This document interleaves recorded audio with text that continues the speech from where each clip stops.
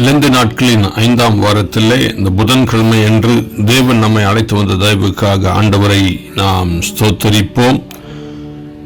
விசேஷமாக இந்த நல்ல நாளிலே தியானத்துக்கு என்று சொல்லி தேவன் நமக்கு தரும் அருமையான வார்த்தைகள் பரிசுத்த யோவான் எழுதின சுவிசேஷம் 8ஆம் அதிகாரம் 31ஆம் வசனத்திலிருந்து 42ஆம் வசனம் வரைக்கும் இந்த நல்ல நாளிலே தியானத்துக்கு என்று சொல்லி தேவன் நமக்கு தந்திருக்கின்றார்.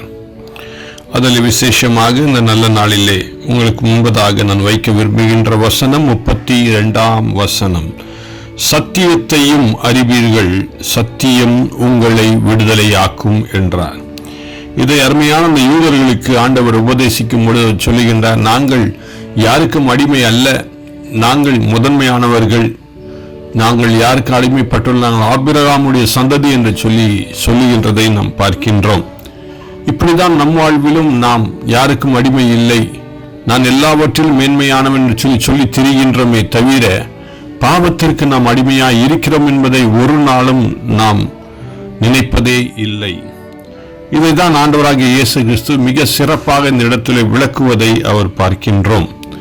இதில் விசேஷமாக ஆண்டவர் சொல்லுகின்ற காரியம் என்னவென்றால், சத்தியத்தையும் அறிவீர்கள், சத்தியம் உங்களை விடுதலையாக்கும். இன்று அநேகர் இன்னும் அடிமையிலே வாழ்ந்து கொண்டிருக்கின்றார். இப்படிப்பட்ட அடிமையில் என்று சொன்னால், மற்றவர்களை நேசிப்பதிலே நாம் யாரையும் நேசிக்காத நிலையிலே அன்பு கூறுவதிலே நாம் அதிகமாக அன்பு கூறாதபடிக்கு நாம் என்ன சொல்கின்றோம், நாங்கள் இயேசுவோடு கூட இருக்கின்றோம், அவரோடு உறவு கொள்கின்றோம் என்று சொல்கின்றோமே தவிர உண்மையான அன்பு மற்றவர்களோடு கூட இருக்கின்றதா என்பதை நாம் பார்க்க வேண்டும்.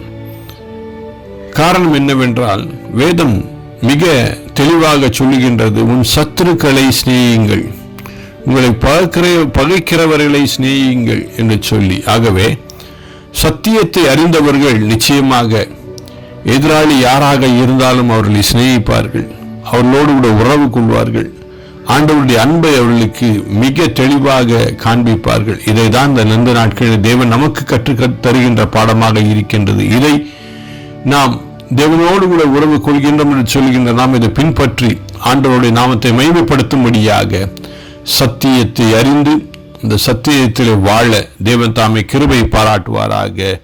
ஆமென்.